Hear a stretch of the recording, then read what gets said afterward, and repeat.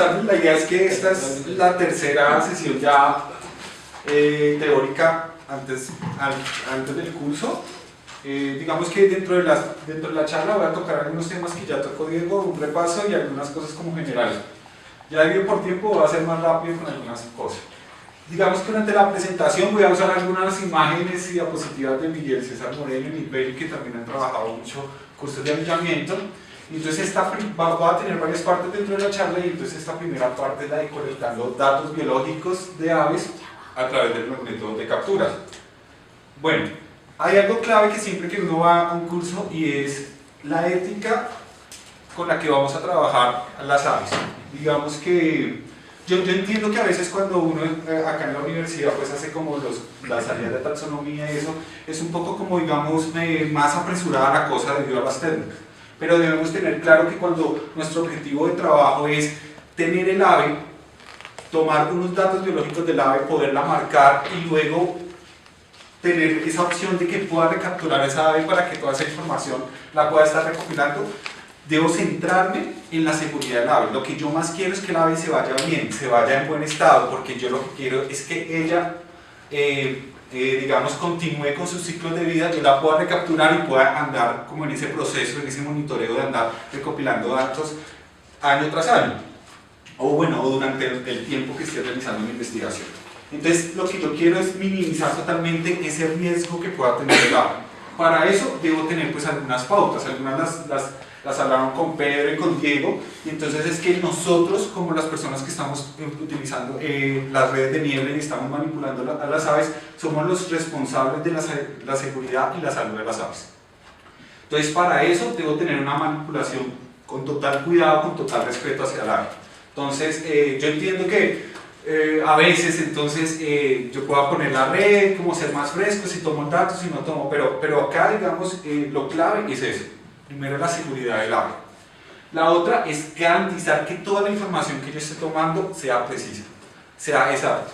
Pero claro, como estamos aprendiendo, entonces va a haber muchas cosas que es que yo no tengo ni idea de la edad, no tengo ni idea del músculo, no sé. Entonces, eso, porque puede que la información que yo esté recopilando dentro de una estación que sea permanente, es la información que está sirviendo para alimentar otros estudios. Entonces, si yo, no es que yo creo que es esto, yo creo que es, no, debo tener total seguridad. Pero sabemos que toda esa seguridad o esa certitud a la hora de tomar los datos la voy a obtener a través del entrenamiento y digamos como la experiencia.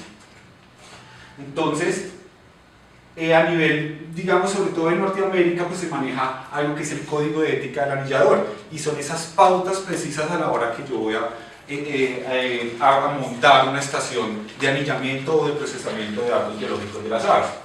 Entonces, primero, pues manipular cada ave con cuidado, tranquilidad y respeto en un tiempo mínimo. Eso implica desde el momento en que el ave cae en la red, hasta que yo las traigo, hasta que la meto en la bolsa, hasta que estoy haciendo el proceso para que espere y sea procesada, hasta que empiezo a manipularla, tomo los datos y a la hora que vuelvo y la libero. Para eso, entonces debo tener como, digamos, unas bases. Entonces, pues si yo estoy empezando hasta ahora a pajarear o a poner redes, yo debo ser capaz de poder decidir cuál es el número de redes que yo puedo, en el caso de que estoy solo o que estoy con otra persona. Entonces, ¿qué tanta experticia tengo yo extrayendo aves, poniendo redes? ¿Qué tan hábil soy tomando los datos? Entonces, digamos que eso sí es muy variable, ¿sí? No hay como un estándar. Así como hay una persona que se puede cargar una estación de redes con un número de 15 redes, a mí en 15 redes me pueden caer muchas aves durante una mañana, y entonces estar haciendo todo ese proceso solo es una cosa, o cuando ya son varias personas las que están trabajando en la estación. Entonces yo debo ser capaz de poder solo manejar un número de redes en el cual yo me sienta responsable de que todas esas aves que me van a caer, teniendo en cuenta el ambiente donde estoy poniendo las redes, teniendo en cuenta la experticia y los equipos y todo que estoy manejando. Entonces esa es una decisión que toma uno como investigador. La otra es capturar y procesar solo la cantidad de aves que yo pueda manipular seguramente. A veces pasa, bueno, yo creo que yo podía poner 5 redes, puse 5 redes, abrí de 6 a 7, la primera hora, la primera revisada de media hora o de 20 minutos, fui, y eso está lleno, hay 40 aves, y solo estamos 2 personas y hasta ahora estamos procesando. Entonces, pongo a esperar un montón de aves mientras yo si con cada ave estoy demorando 10 minutos, 15 minutos, o sea, eso es un tiempo. Entonces digamos que ahí, dentro de las estaciones, empieza a jugar mucho, listo, puedo ponerte en 5 redes, ya me cayó muchas aves, cierro, mientras proceso, luego si alcanzo a hacer más rápido y digamos más eficaz a la hora de procesar, vuelvo y hago. Entonces digamos que todos esos puntos siempre los debo tener en cuenta, teniendo en cuenta la seguridad del ave y también pues mi capacidad o la capacidad de las personas que estén anillando o procesando aves en esa estación. La otra es cerrar las trampas o las redes cuando hay predadores cerca. Eso es algo que, digamos, por lo menos ahora que estuvimos en el llano, me pasa a uno mucho que va y hay una ave muerta. Se la comió y uno mira y ahí está el puteo mandirrostris ahí esperando. Ahora nos pasó algo casual que estaban, a veces el predador se para en la varilla de la red. Él ya sabe. Entonces, él no se va a ir si tengo esa red alejada de las otras, entonces digamos todo eso lo debo tener en cuenta. Entonces si yo veo que ya hay un predador, debo cerrar esa red o estar ahí pendiente encima de que no pueda pasar otra vez un caso como ese. No operar redes en condiciones climáticas adversas, esto se presta para mucho viento, cuando hay mucha lluvia, cuando hay mucho sol. Entonces si yo digamos tengo un conjunto de 5 redes, pero una las tengo en el bosque y las otras las tengo en potrero donde está haciendo sol, entonces digamos que todo eso lo tengo que empezar a manejar. Y pues siempre, o sea, las redes no se deben operar mientras esté lloviendo, porque las aves, digamos que aunque ellas no se mojan durante la lluvia, pero cuando están en la red y les cae el agua directamente, quedan mojadas totalmente. Entonces eso lo debo tener en cuenta. Frecuentemente revisar el estado de las redes, a veces las redes se rompen, se dañan muy fácilmente, entonces a veces cuando las aves caen en esos puntos donde hay un roto o donde la red está suelta, ahí se van a enredar mucho más. Entonces, y eso las puede, digamos, lastimar más fácilmente. Entonces debo tener en cuenta también todos los equipos con los que yo estoy utilizando para procesar o para anillar, entonces de estar constantemente haciéndoles mantenimiento, estar pendiente de ellos.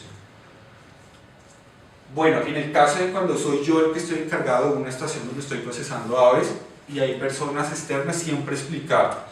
O sea, yo soy responsable de explicar, así como hablábamos ahorita de lo de Quilini, que allá la comunidad va a pasar. Entonces ellos de pronto no saben por qué se pone una red, que es que la gente piensa que el ave se lastima, que no sé qué. Entonces, digamos, todo eso deben estar en capacidad de poder explicar por qué la técnica de redes es una técnica importante para poder obtener datos biológicos, pero también pues mirar que la gente de la comunidad o de la zona donde yo estoy trabajando esté enterada con ese proceso. A veces a uno le pasa que tiene las redes y uno fue a revisar y al ratico llega alguien con un pájaro en la mano.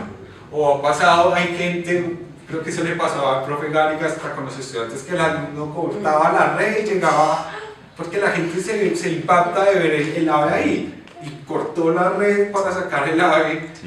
Y llegan ahí con el pedazo de red y el pajarito, y la gente en ese momento piensa que hizo algo muy bueno, pero entonces es poder digamos, estar en capacidad de explicarle a toda la gente que pueda estar en el entorno de todo el proceso, y eso no pasa. Bueno, lo que hablaban también hace 8 días es cada cuánto voy a revisar las redes, cada cuánto, entonces eso incide en las condiciones, incide en el ambiente en el que estoy trabajando, qué tantas aves me están cayendo. Y también, si yo me estoy demorando en sacar algo, no soy muy hábil todavía, entonces también eso lo debo tener en cuenta. Cerrar las redes y las trampas apropiadamente, aunque esto a veces uno lo escucha, pero yo veo muchos casos que la gente tiene 10 redes, 15 redes y se me olvidó cerrar una, y al otro día los pájaros pasaron toda una noche, se murieron ahí y uno cree que no es fácil, pero cuando uno está en estaciones donde se manejan muchas redes o fulanito es responsable de estas redes y a veces está uno lleno de pájaros, está lloviznando, había que salir, o sea, son tantos factores que empiezan a incidir que uno cree que eso no puede pasar y esto pasa, y eso es muy grave. O sea, una red que se quede abierta sin que nadie la esté revisando, digamos, las aves que van a quedar ahí van a morir. Entonces, y los de murciélagos, pues a veces son muy frescos también. Digamos, cuando uno compara a veces los métodos de las redes de murciélagos con los de aves, digamos que los cuidados son diferentes y también como el proceso para revisar, es muy diferente. Entonces, pero debemos tener en cuenta que en general las aves son muy delicadas en cuanto al tiempo de estar permaneciendo en la red. Entonces esto es clave. Y bueno, tratar cualquier lesión de un ave pues correctamente. Entonces a veces no, pues nadie quiere que pase una lesión y eso, pero puede pasar. Entonces a veces cuando caen por lo menos palomas, ellas solo se lastiman muy fácil los hombros, las coberteras sangran. Entonces ahí puede haber muchas cosas. O a veces el ave también está llevó mucho tiempo, está muy débil. Entonces todas esas condiciones las debo ser capaz de determinarlas. A veces uno va y saca un ave de la red y se da cuenta que el ave ya está como con el ojo apagado, que está muy débil. Entonces debo tener en cuenta como todos esos aspectos del ave para poder hacer algo en ese momento. Bueno, esto es algo como que ya habían visto. Entonces la manipulación, entonces está la posición del anillador. Esto es clave no solo por el ave, sino también a veces por la seguridad de la persona que está procesando, porque hay aves que pican muy duro, que pueden lastimarnos. Entonces esta sujeción es clave para poder hacer una buena toma de datos y pues también una seguridad para el ave. Está la posición, esta posición del anillador yo también la puedo trabajar a veces para colibríes. Está la posición del fotógrafo, que digamos es para poder iniciar ese proceso de determinación del ave y poder ver como el contorno general ahí. Debo tener también cuidado con la posición del fotógrafo, sobre todo con aves pesadas, por lo menos las palomas. Las palomas tienen tarsos cortos pues para el volumen del pájaro, entonces a veces pasa que se empiezan a caer y podría lastimar. Entonces generalmente en las palomas yo siempre debo sujetarla a veces como de la parte también de atrás, para cuando estoy haciendo esa posición del fotógrafo. Y pues la deposición del lápiz, que es la que más se recomienda pues para los colibríes. Volver a repetir, los colibríes nunca se cogen por las patas, siempre debo tenerlos como con o posición del anillador o posición del lápiz.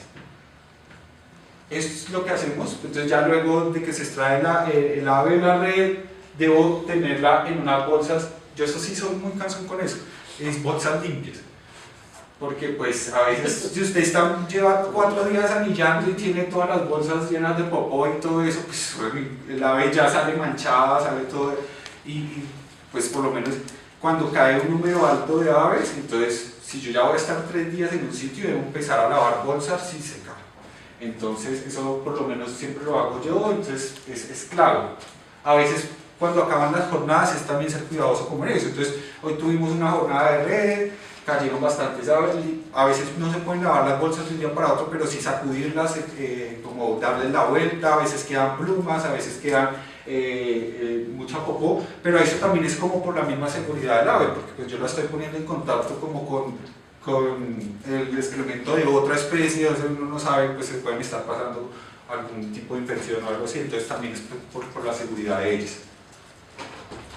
Bueno, clave para identificar lo que decíamos, entonces acá debo tener como en cuenta esos caracteres principales. Esto lo voy a pasar como rápido porque lo tocaron mucho la vez pasada, pero entonces lo que hablaban ahorita de las guías, yo siempre voy con el número de guías que yo crea que necesite para la zona. Entonces, llevar Hilti, llevar pues la paila en este caso, que también la idea es que la lleven, si pueden llevar la resta, porque eso me va a permitir más seguridad a la hora de poder determinar las especies. O sea, es muy diferente, ya cuando yo tengo un ave en la mano, puedo leer, Hilti me va a decir, mira esto, a veces Hilti da muchas claves, mirar las terciarias, mirar las coberteras internas, y así uno puede a veces diferenciar especies. Y el hecho de que yo tenga el ave en la mano es una ventaja total para yo poder ver todos esos aspectos que a veces no puedo hacerlo cuando estoy observando. Entonces es clave, entre más información pueda obtener, más exacta va a ser como la identificación. Entonces, las medidas básicas, longitud del pico, acá digamos como algunas fotos de diferentes especies, cómo hacerlo, longitud del tarso, cuerda alar, bueno, que estas son como las básicas. Si se dan cuenta que acá siempre es la posición del anillador, y pues digamos que lo que yo siempre hago es, si yo soy diestro, entonces el ave la manipulo siempre con la mano con la que no uso, entonces con la izquierda, para poder manejar todos los elementos con la mano derecha. Longitud de la cola y el peso, que bueno, acá yo sí diferencio un poco, y la verdad yo prefiero siempre una pesadilla. es más precisa, es más exacta, no voy a tener el ave ahí moviéndose un montón de tiempo, el dato va a ser más preciso, por lo menos a veces también la escala de las pezoras así no es tan precisa, entonces viene una raya y de la otra pasa entre 10, entonces yo a veces miro, ¿será que es 10, 20? Bueno, no sé, a mí se me dificulta eso, entonces yo prefiero siempre desde que pueda llevar pezola digital. Pero bueno, eso ya también es de gustos, de todo eso. El profe Gaby le encantan las otras personas, entonces es eso. De dinero. Sí. No, mire que en el último trabajo que estuve el año pasado, que había que pedir esto no sé a dónde, acá, ¿cómo se llama eso? Por la Jiménez, venden pezoras de 20.000, 15.000, muy buenas.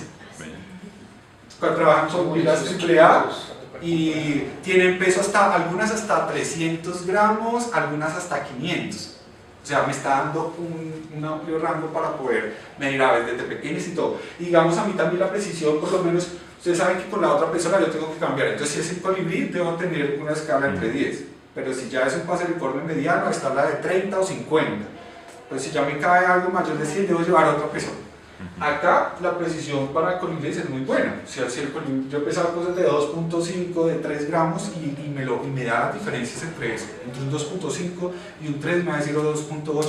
Entonces, yo la verdad lo recomiendo. Entonces, ¿qué cuidados hay que tener con estas pezoras? Es que el ave entonces debe quedar estática como en el momento. Entonces, a veces lo que uno maneja es como este juego de tubos para poder tener para aves pequeñas, para aves medianas o para una ave muy grande. Entonces, digamos, para colibrí se maneja mucho es como un cono de papel.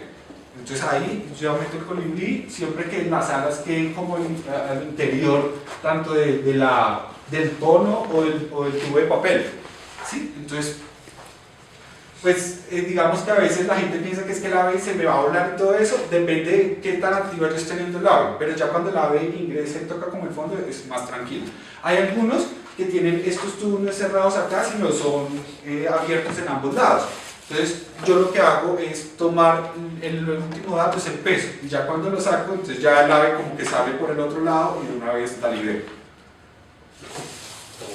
Bueno, entonces digamos que acá en la charla entonces nos vamos a centrar en condición física de las aves, en la edad del ave, en el ciclo de vida del ave y en el área de muda que pues ya lo tocaron con Diego. Entonces, cómo este grupo de datos, mezclándolo, me va a dar una información más general del ave.